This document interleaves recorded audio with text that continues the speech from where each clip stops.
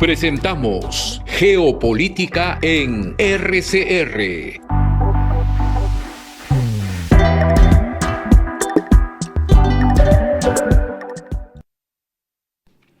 Muy buenas noches, estimados amigos. Muy buenas tardes, muy buenos días, según vuestro uso horario.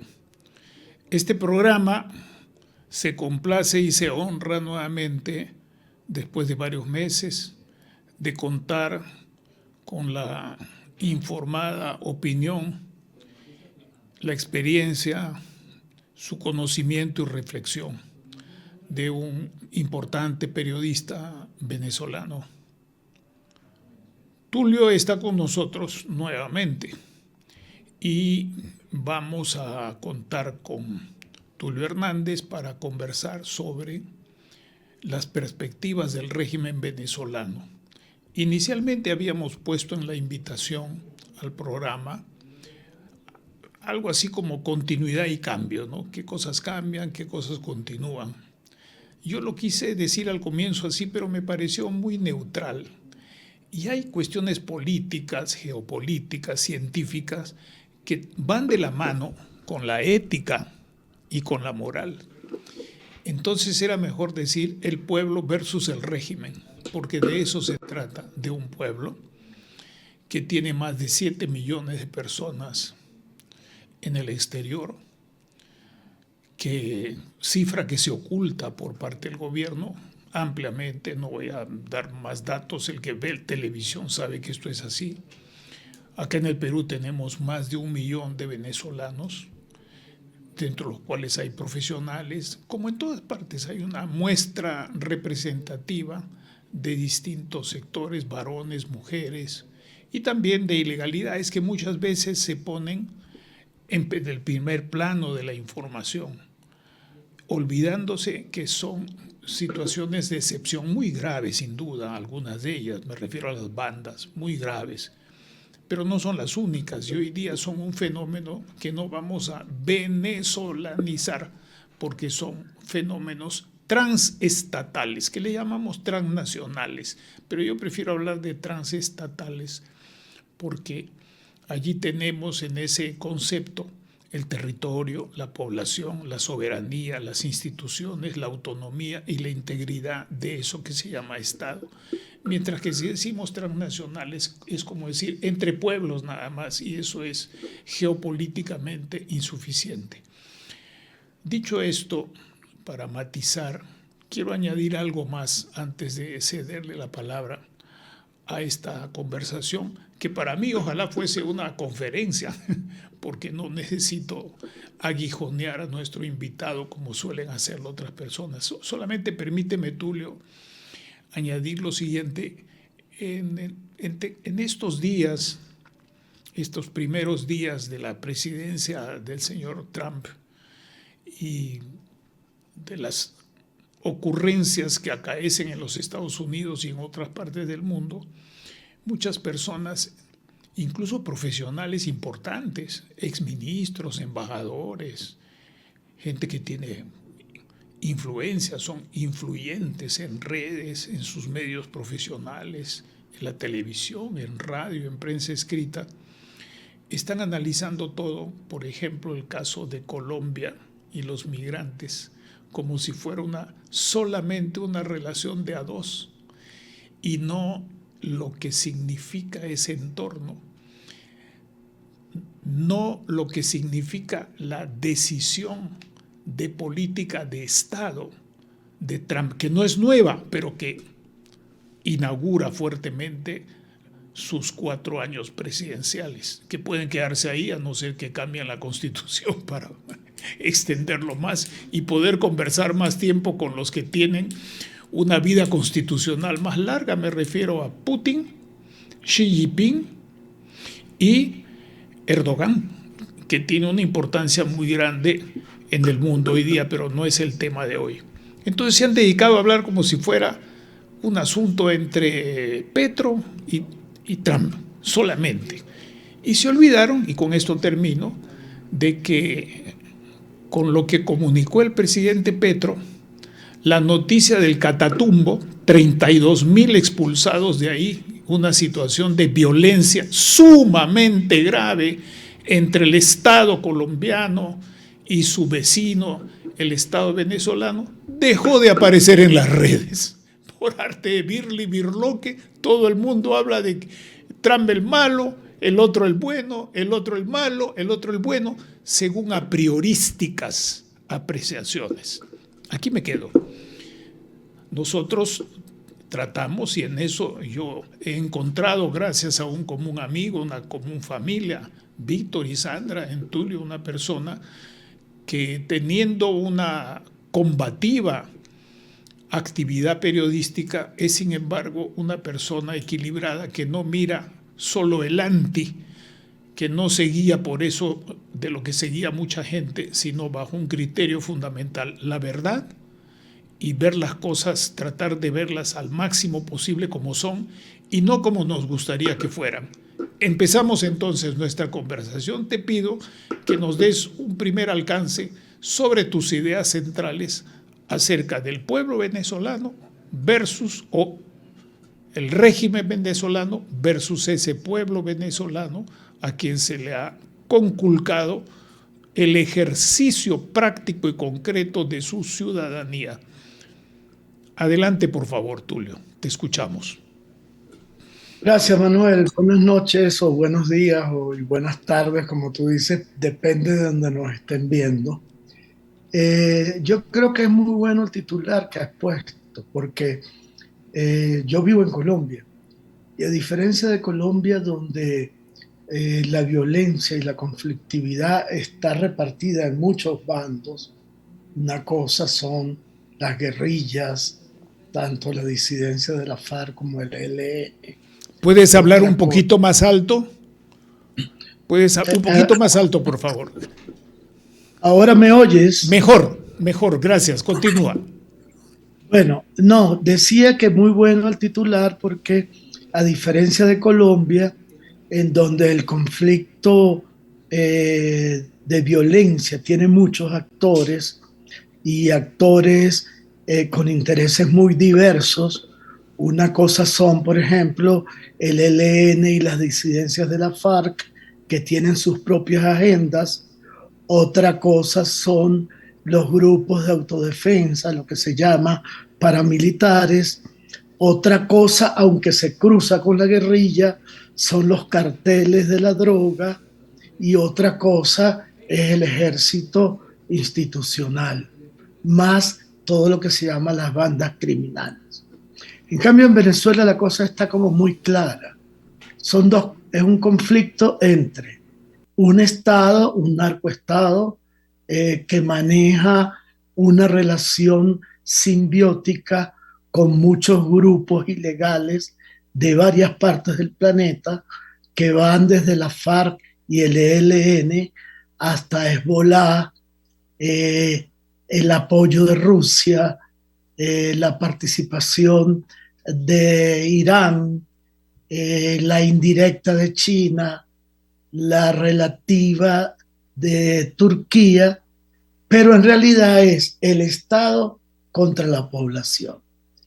Y eso pues marca una diferencia muy grande, porque en verdad Venezuela es una casa, para utilizar un nombre de un cuento de Cortázar, es una casa tomada, es un país invadido por su propio ejército, es una sociedad secuestrada y no son muchos los actores violentos en ese caso. Entonces me parece que ese titular que define un Estado totalitario o un gobierno autocrático o una autocracia SA, como lo define el último libro de Anna Applebaum, en Venezuela es una realidad. Somos una sociedad partida entre lo denominan, no lo denomino yo, lo denominan organismos internacionales, lo denominan asociaciones de expresidentes, lo denominan gobierno democrático, lo denominan instituciones como Inside Crime, lo denominan organizaciones de derechos humanos, es un narcoestado. Y eso hace que sea muy difícil enfrentarlo, porque una cosa es enfrentar una dictadura normal y otra cosa es enfrentar un narcoestado, es decir, un estado que ya no representa una ideología, o sea, no es de derecha, no es de izquierda, no es revolucionario, sino es simplemente un aparato delictivo enamorado, engolosinado y empeñado en no soltar el poder. Y eso para los venezolanos es una gran dificultad.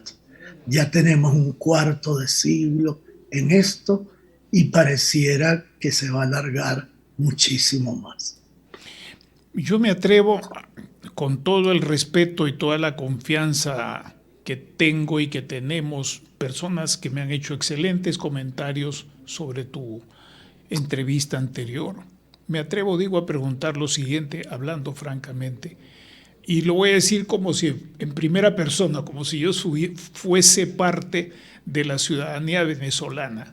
¿Qué hicimos mal para llegar a donde estamos?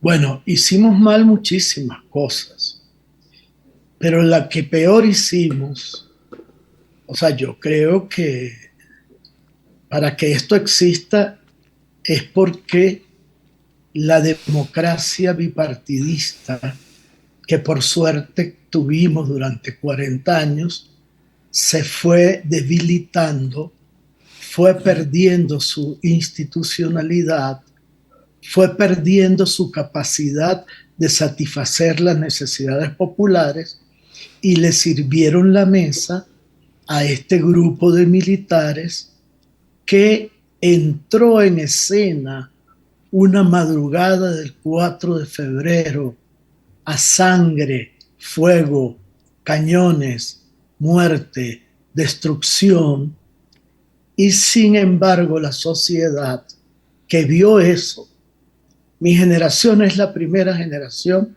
que creció en democracia en Venezuela. Recuerden que democracia es una excepción en la historia venezolana, que Venezuela ha sido un país que desde 1830, cuando se disolvió la Gran Colombia y se creó Venezuela, hasta 1999, cuando entró Hugo Chávez, solo hubo 40 años de gobierno civil. Y habiendo visto la reaparición de un golpe de Estado, donde el que aparecía como comandante era Hugo Chávez, la sociedad no tomó las previsiones suficientes para impedir que el militarismo regresara. Eso fue lo primero que hicimos mal. Y lo segundo que hicimos mal, pero aquí sí me meto en complicaciones, es haber creído que el chavismo se le podía enfrentar de manera democrática, por elecciones, por manifestaciones, por participación en elecciones locales, elecciones nacionales, y en realidad, hoy lo sabemos, era imposible. Era un proyecto internacional conducido directamente desde La Habana, con apoyo del gobierno de Putin, con sustento de la teocracia iraní, con refuerzo del capitalismo salvaje chino con gobierno de Estado comunista, con una profunda solidaridad de las Fuerzas Armadas de Cooperación colombianas y del Ejército de Liberación Nacional, de Hezbollah, de Hamas y del reino de Bashar al-Assad en Siria. O sea, no era un proyecto nacional. Y nosotros ingenuamente lo hemos enfrentado yendo a elecciones, poniendo como mansos corderos la cabeza cada vez que podíamos y aquí está. Un cuarto de siglo de dominio. En este momento ya no son 2.100 presos, creo que han soltado a 500, 1.500 presos, unos 7.000 asesinatos fuera de toda orden legal, la condena de todos los organismos internacionales por crímenes de lesa humanidad, la puesta de la cabeza de Diosdado, de Maduro y de Padrino al mismo costo que de los más grandes asesinos de esta época.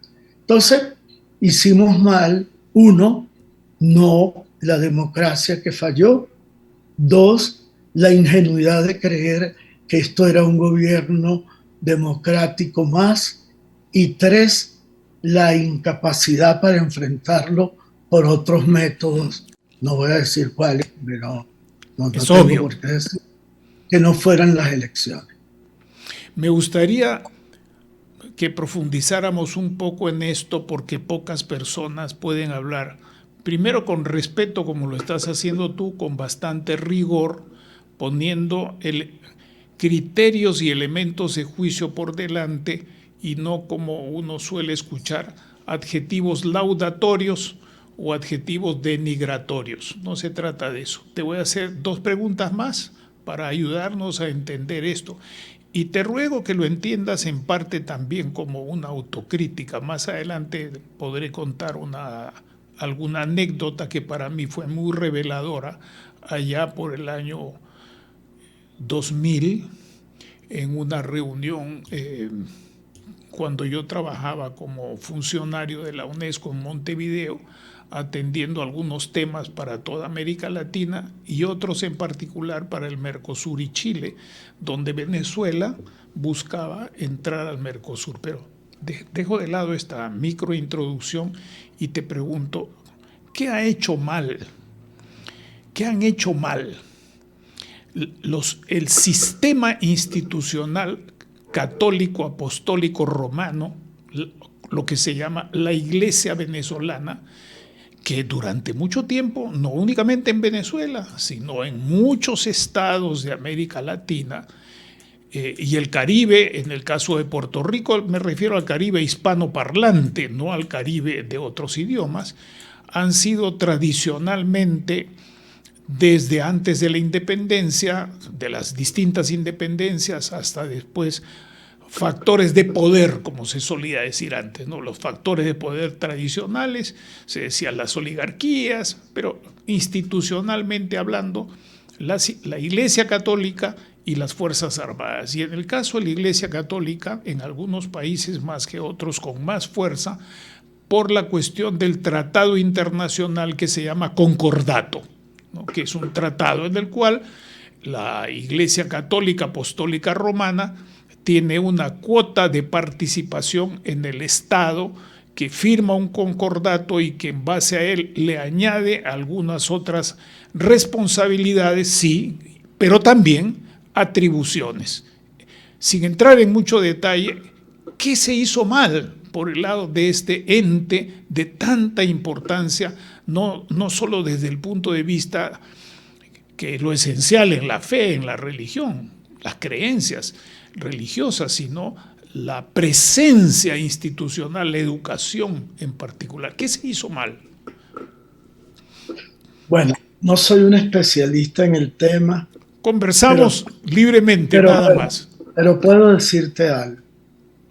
Si alguna institución venezolana ha sido valiente y si algunos personajes individuales han sido consecuentes con la lucha democrática, ha sido la Iglesia Católica venezolana y sobre todo su jerarquía, que es la Conferencia Episcopal Venezolana. No así Roma, no así el Vaticano, no así la embajada, la nunciatura apostólica, porque entiendo que ellos son, al mismo tiempo que religiosos, una embajada de un país. pero los riesgos, la valentía, el escarnio al que han sido sometidos los obispos, los sacerdotes venezolanos por parte del régimen es la prueba de que han sido valientes y comprometidos. Personalmente soy amigo de algunos obispos que han sido humillados, escupidos en la calle, celebradas sus muertes. Hay una frase que no se me olvida, aunque yo no soy un creyente, soy católico, pero no soy un religioso, pero que me ofendió profundamente, es cuando Chávez en cadena nacional dijo que todos los sacerdotes eran pedófilos y que todos los obispos eran demonios disfrazados con sotana. Al padre Castillo Lara, que era un hombre que venía del Vaticano de trabajar, casi un papable, celebraron y aplaudieron su muerte los chavistas, así como en Nicaragua escupieron sobre la urna de alguien que tengo el honor de ser su amigo, Ernesto Cardenal, por haberse opuesto, a pesar de haber sido un revolucionario sandinista, haberse puesto y criticado a esta pareja, en este caso, si cabe la palabra, diabólica de Murillo y Ortega.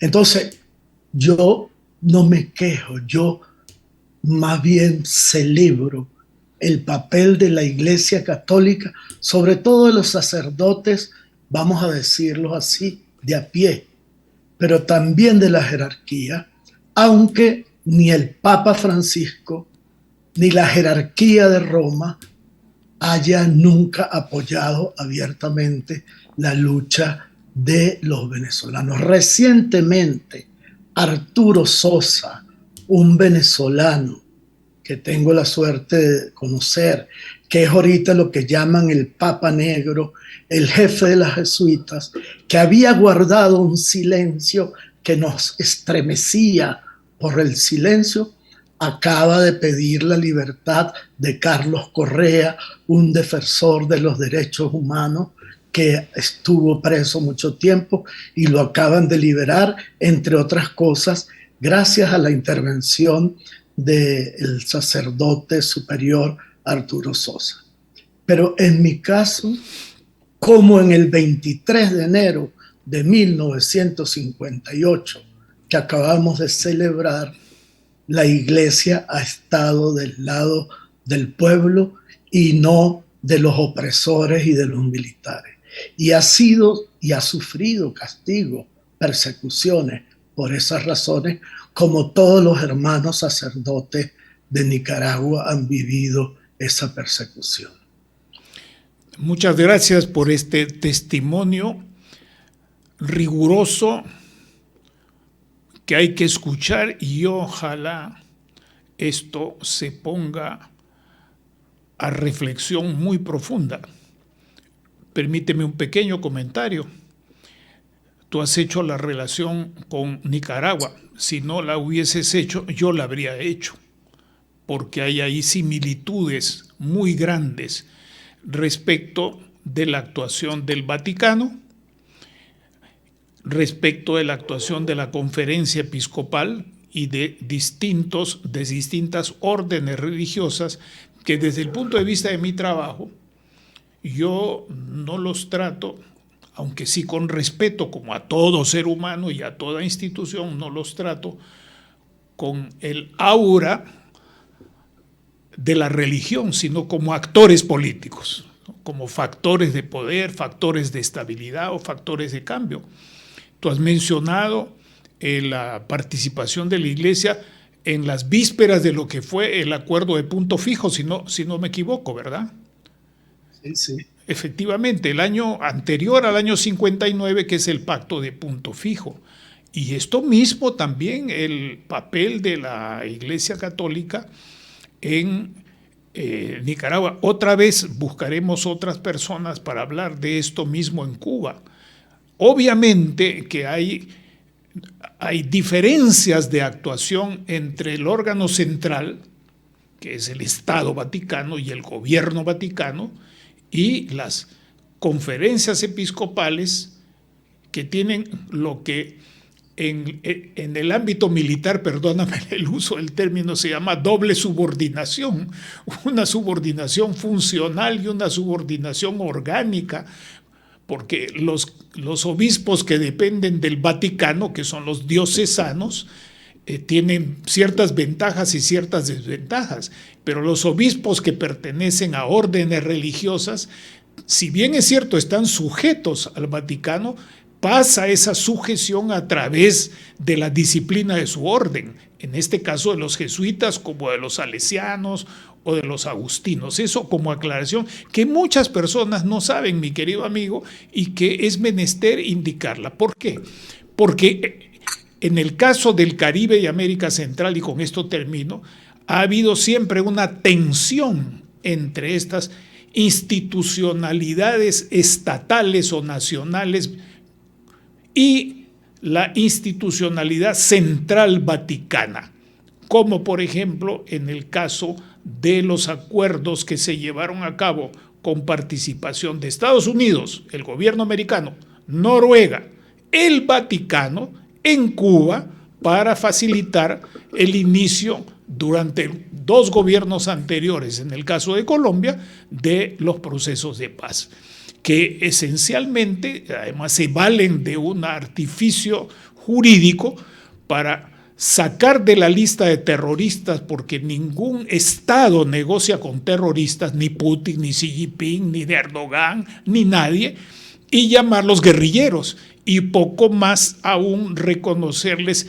estatus de no beligerantes, que es lo que permitió en el caso de El Salvador el reconocimiento de no beligerantes al Frente Farabundo Martí para la Liberación Nacional, lo que posibilitó el inicio de los procesos de paz. Pero me estoy yendo demasiado lejos. Quería precisar alguna de estas cosas desde el punto de vista del orden internacional, del Estado Vaticano, de las conferencias y de los estados, para tratar de mantenernos no solamente en apreciaciones de tipo que rondan lo religioso, la creencia, sino que tienen que ver con la institucionalidad.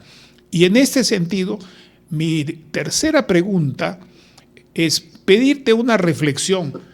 ¿Qué han hecho mal los partidos democráticos? Inclusive, ¿qué han hecho mal aquellos partidos que estuvieron en su momento, Petkov y otros, en esfuerzos guerrilleros en el caso de Venezuela? ¿Qué es lo que se hizo mal para tratar de entender cómo hemos llegado a donde hemos llegado, poniéndome yo como si fuese venezolano? Bueno, la pregunta es, Manuel, demasiado ambiciosa. Lo que se pueda reflexionar. No, pero además acabas de nombrar una persona de mis afectos, de mi corazón, de mi admiración, que es Teodoro Petkov. Teodoro Petkov es uno de los ejemplos de lo bien que hicieron los políticos de izquierda venezolanos, que rápidamente se dieron cuenta, los que se fueron a la guerrilla, del profundo error que estaban cometiendo apoyando ese modelo totalitario criminal que era el comunismo soviético. Teodoro escribe en 1978 un libro que se llama Checoslovaquia, el socialismo como problema. Y desde ese momento, sin renunciar a la izquierda, se separa del comunismo y crea un movimiento político que renueva la democracia venezolana, que se llama el Movimiento al Socialismo, y que es una de las cosas que permite que mientras en El Salvador, en Nicaragua, en Colombia, en Sudamérica se están matando unos por dictadura, otros por guerras civiles, nosotros los venezolanos logramos vivir un gran periodo de paz, porque una parte de la izquierda que se había ido a la guerrilla recapacita y reconoce que estaban del lado de una cosa espantosa que era totalitaria tanto como el fascismo. El fascismo y el estalinismo eran vistos como una cosa igual. Ahora, ¿qué hicieron mal los partidos políticos de la democracia?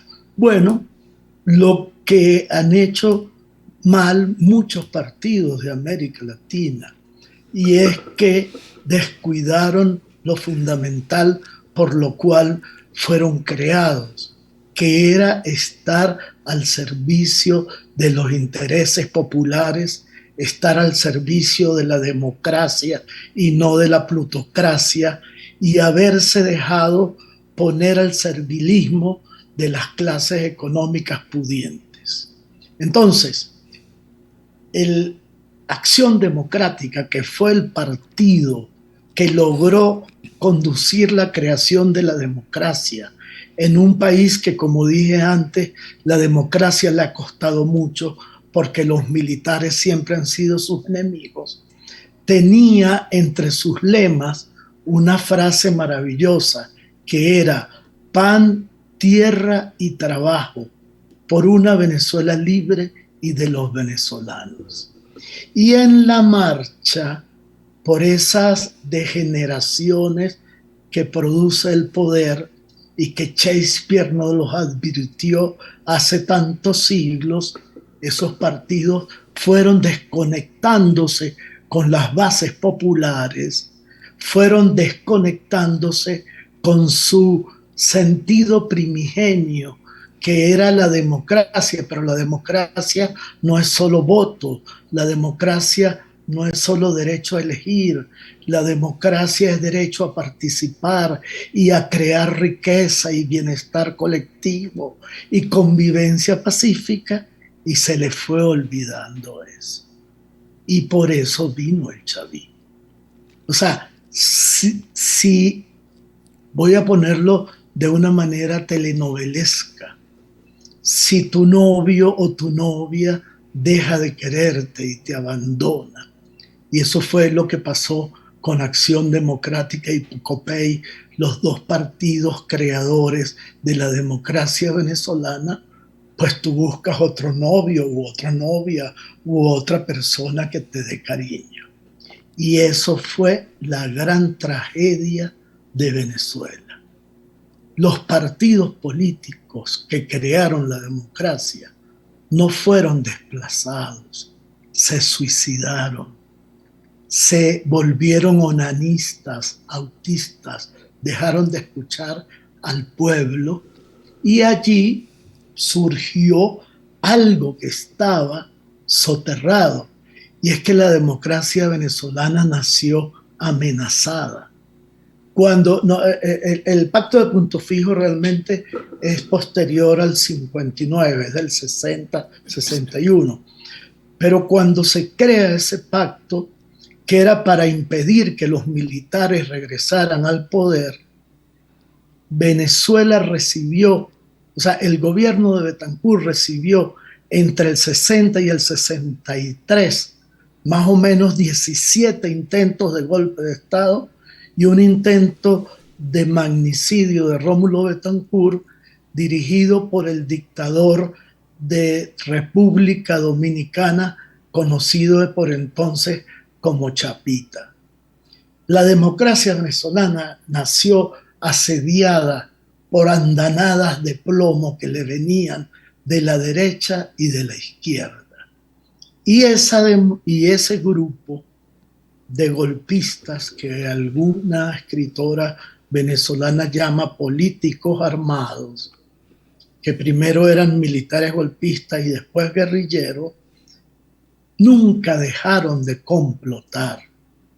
Y por un descuido de los demócratas, yo diría un descuido de eso que llaman inteligencia militar, que algunos consideran una redundancia o una incongruencia, pero eso hizo que ese grupo golpista integrado por políticos de ultraizquierda y militares de ultraderecha que terminaron asociados, terminaran acabando con la democracia y sean hoy los reyes, no de una ideología, sino de una cleptocracia, de un narcoestado, que por cierto es un libro que les recomiendo de Anna Applebaum, que se llama Autocracia S.A., demuestra que hoy en día lo que está dominando en la otra parte del mundo, en lo que se llama Eurasia,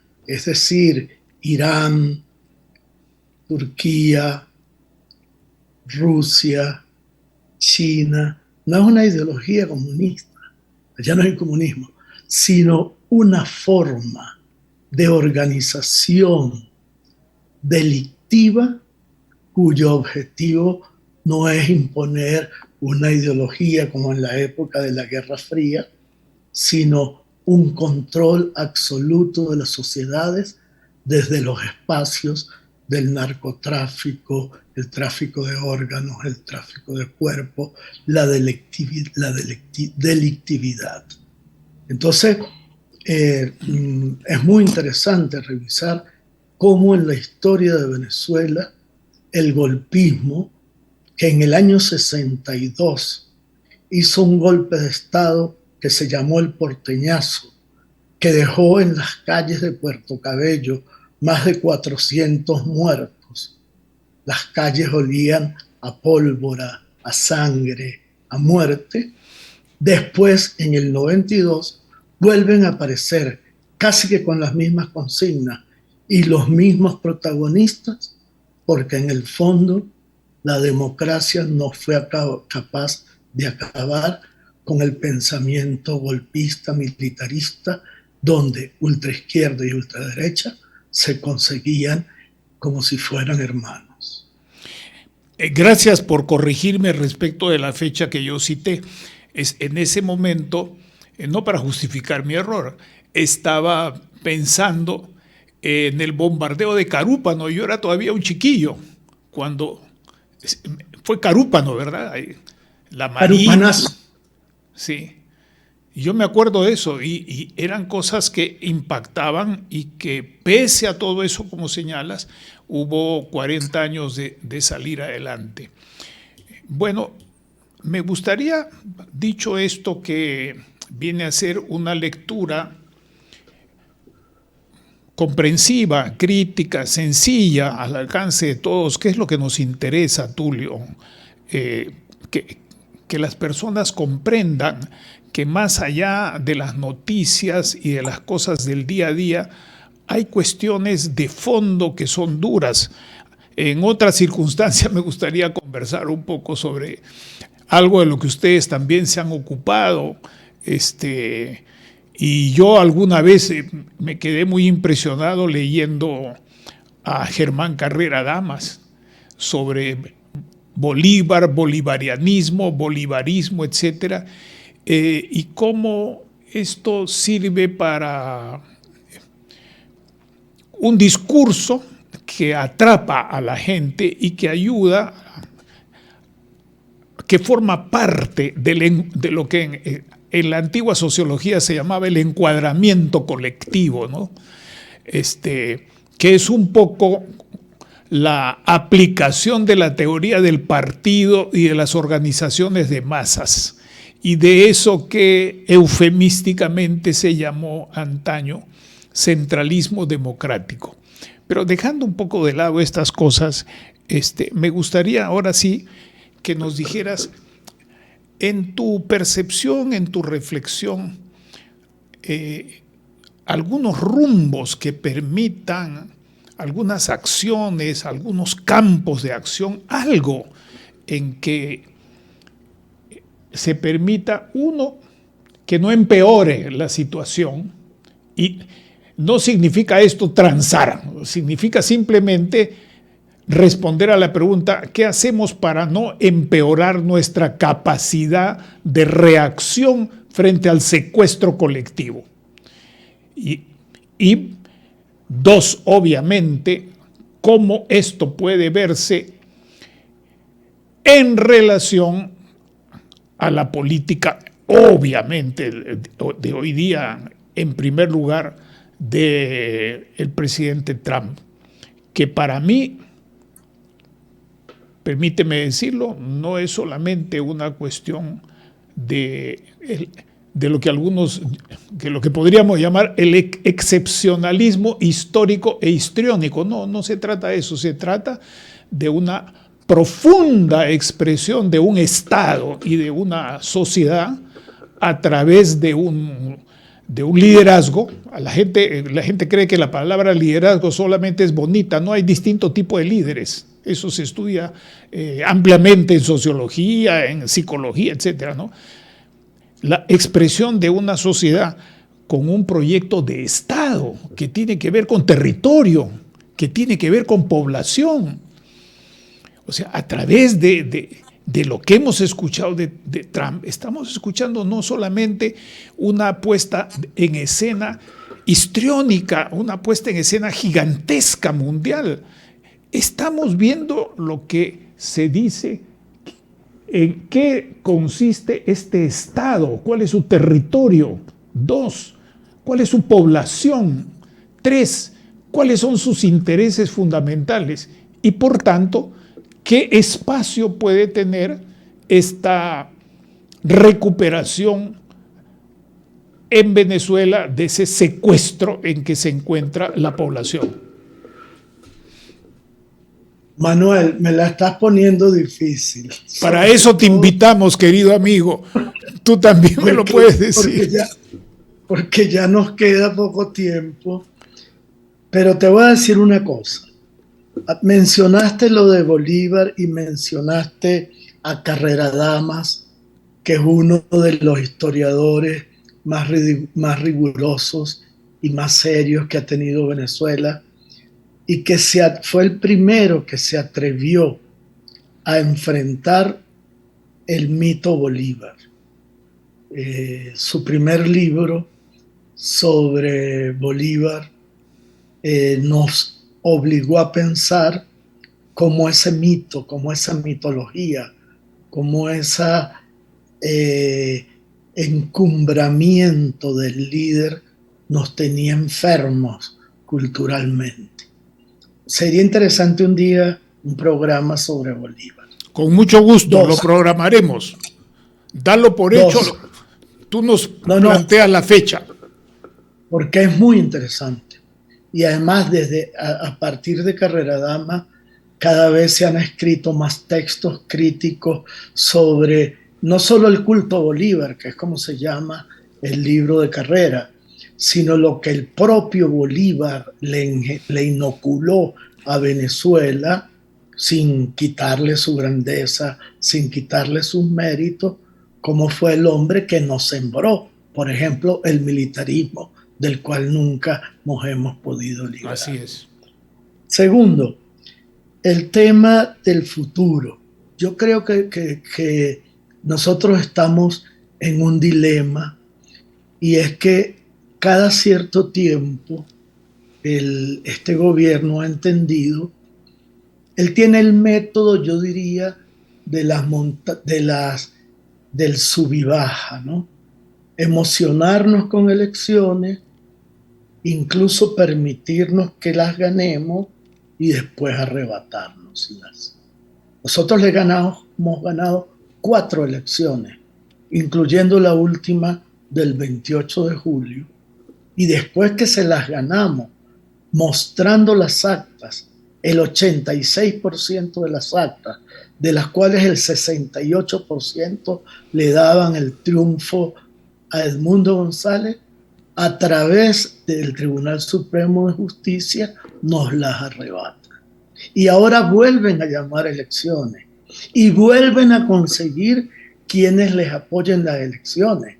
Y obviamente van a gobernar, si siguen así, más o menos 70 años como la Unión Soviética, o los 60 y pico que ya lleva la Revolución Cubana, jugando de una manera inteligentísima al juego de las elecciones. Toma tus elecciones, triunfa, que yo te las quito. En el 2015, los venezolanos votamos por el 78% de los representantes al Parlamento. y un año después el Parlamento había sido despojado por el Tribunal Supremo de Justicia. En el 2008, el gobierno de ese tristeza llamado Hugo Chávez convocó a una reforma de la Constitución para cambiar 35 leyes y el pueblo le dijo que no. Pero a los 2 meses él las cambió por decreto presidencial. Entonces, los venezolanos somos la primera sociedad que no está atrapada por un comunismo.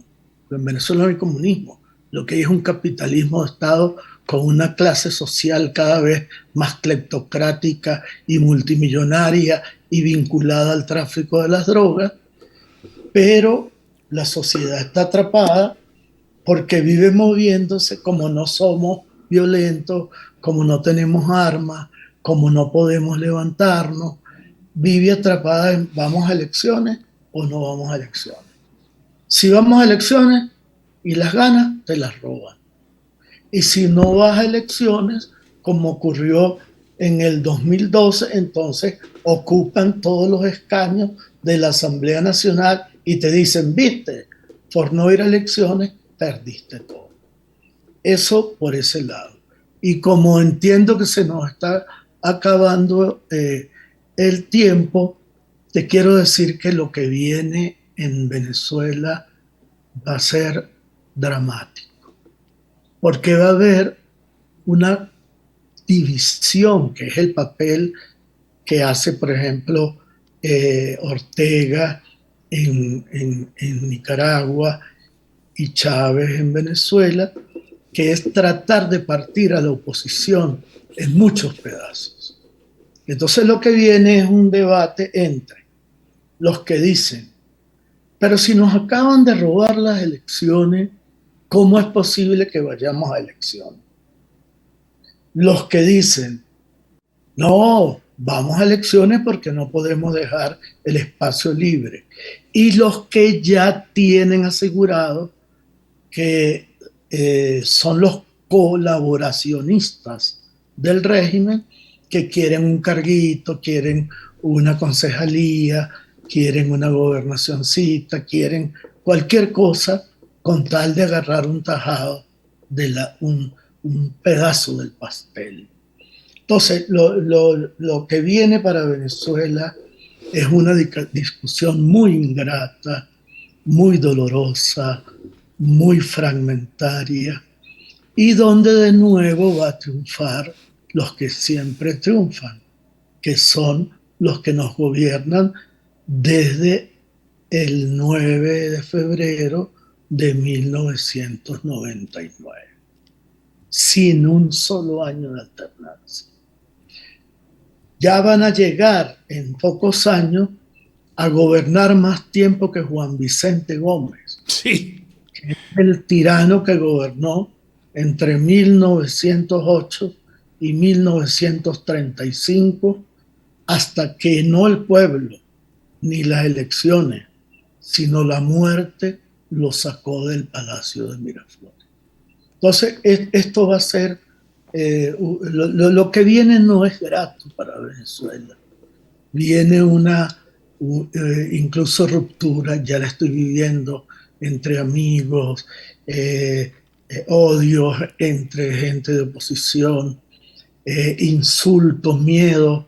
A ti te dieron plata, a ti te están corrompiendo. O sea, ya nadie cree en las ideologías, porque todo el mundo cree que como este Estado tiene tanta capacidad de corrupción, el país va a vivir una época, yo la preveo así, muy triste, y va a volver a ganar con ventaja absoluta, esta vez cada vez más grande, el sistema electoral del régimen, que ahora sí es abiertamente dictatorial. Y por último, con lo de Trump, yo no creo que lo de Trump vaya a alterar en mucho la vida interna venezolana.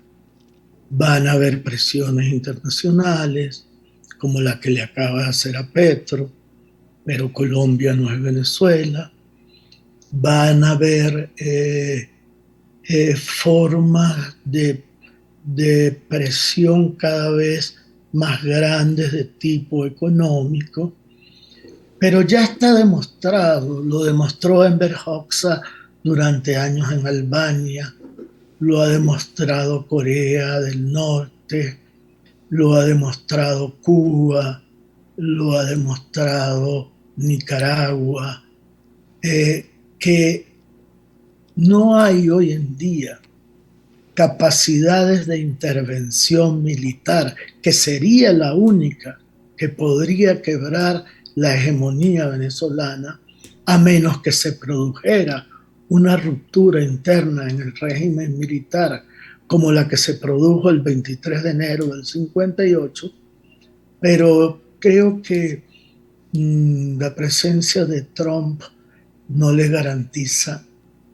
incluso la de Rubio, no le garantiza a Venezuela ninguna alternativa de cambio tangible, visible y exitosa. Creo que, y luego hay un gran abandono de la comunidad internacional, porque nos dicen a los venezolanos, sobre todo los países tibios, ambiguos y evasivos, que son 3, Brasil, México y Colombia. Los venezolanos tienen que resolver sus problemas internamente.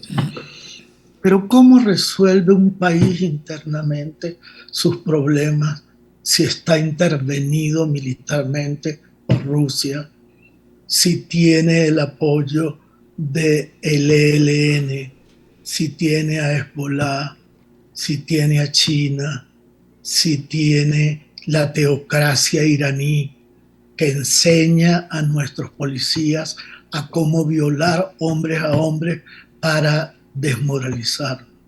O sea, ¿cómo un país que está intervenido puede resolver sus problemas internamente? Esa es una pregunta. Infelizmente puedo decir que parte de mi reflexión es una hipótesis parecida a la que tú acabas de expresar. Me gustaría tener otra hipótesis, otro escenario como de mayor probabilidad, pero me parece que los elementos de juicio que has mostrado y otros más son definitivos. Permíteme agradecerte nuevamente de todo corazón. Sé que algunas de estas cosas no solo exigen una concisión y una reflexión, sino que son dolorosas.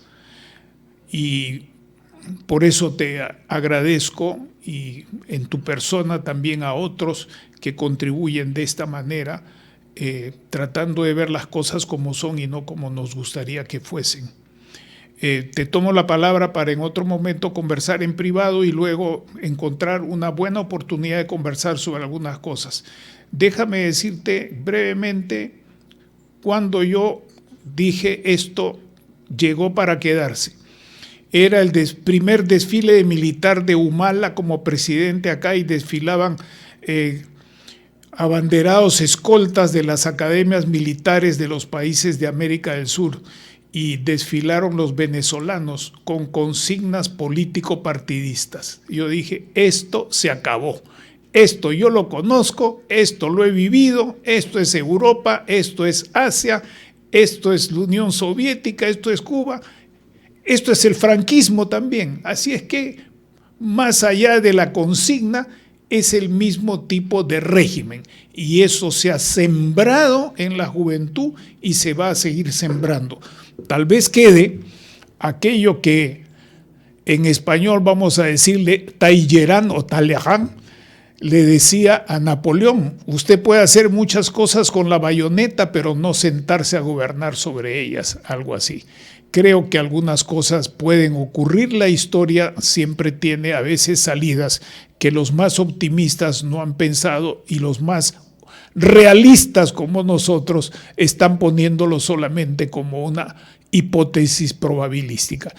Nuevamente, muchas gracias, Tulio. Perdona el abuso, pero creo que a ti se te puede exigir, como a otras personas, una reflexión de esta naturaleza, porque instruye a las personas que están sometidas a un secuestro de la prensa y de las redes hoy día, y que es una evidencia. Por ejemplo, en el caso de Trump y Petro, se olvidaron de Catatumbo, y por arte de magia Petro hace una jugada en la madrugada y se olvidan del Catatumbo. Así son las perdón, cosas. Manuel, perdona que te interrumpa. Yo estoy en Colombia. Aquí no se ha olvidado lo del Catatumbo. Aquí lo del Catatumbo es un tema vigente, vivo, candente en la prensa, en los columnistas, en la calle, porque es desde 1997. Nunca había ocurrido un fenómeno de movilización de masas, 40.000 personas, como lo que acaba de ocurrir. Gracias, Tulio. Está vivo y sangrante. Muchas gracias, Tulio.